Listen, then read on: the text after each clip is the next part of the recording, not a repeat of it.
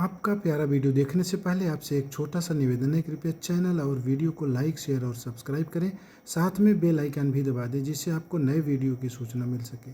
इसके साथ ही चैनल को अपने मित्रों में, परिवार वालों में, स्वजनों में, निकट संबंधियों में सब्सक्राइब करने में सहयोग करें।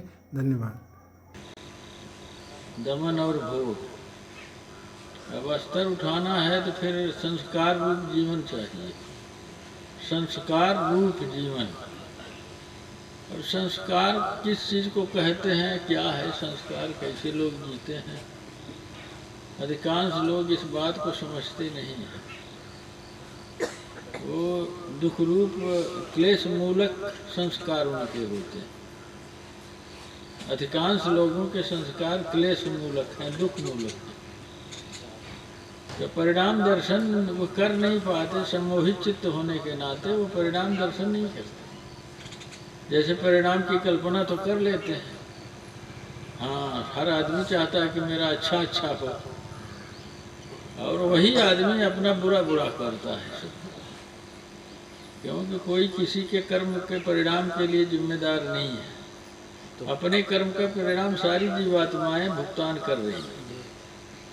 इसलिए कर्म का तो बड़ा महत्व है, और ऑब्जर्वेशन ठीक न होने से कर्म किसी ढंग पे, प्रविधि पे है, परिणाम दर्शन किसी पे।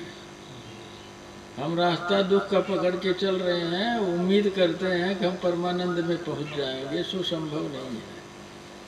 तो जो कर्म हम कर रहे हैं उसके परिणाम की ख्याल हमें करनी चाहिए, और ऐसा लोग कम करते हैं। लेकिन तो जो परिणाम दर्शन करेगा तो उसे पता लगेगा ये संसार दुख रूप है, विषय प्रवृत्ति दुख का ही कारण बनती है।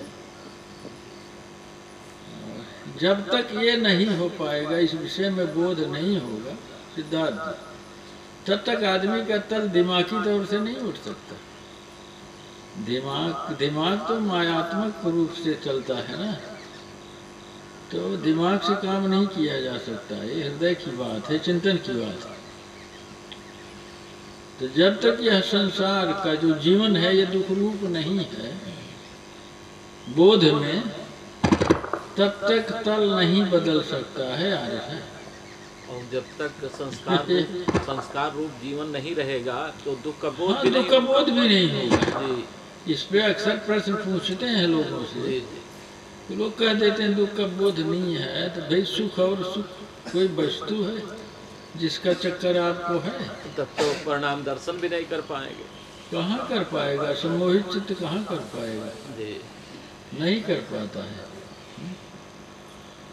सम्मोहित चित्त क्या कर रहा है उसे देखिए, वह विषय रूप जीवन उसका है, विषय प्रवृत्ति है, वासना पूर्ति में लगा हुआ है, अपने और अपने लोगों की।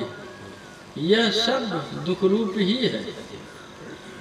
यह सब अध्यारोपित करके अपना बनाता है, मैंपना स्थापित करता है। किसी को अपना बनाता है, जो शरीर है इसमें मैंपना, मन में मैंपना स्थापित करता।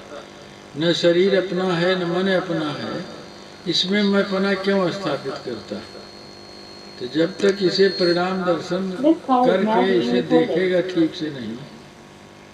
अब सम्मोहित चित्त है, लोग कहेंगे सम्मोहित चित्त है तो क्या करेगा? तो भाई हम करेंगे सम्मोहित चित्त तो मेरे पास क्यों आ जाएगा? विकास क्रम की अवस्था है तो उसे तो ऐसे लोगों के पास जाएगा।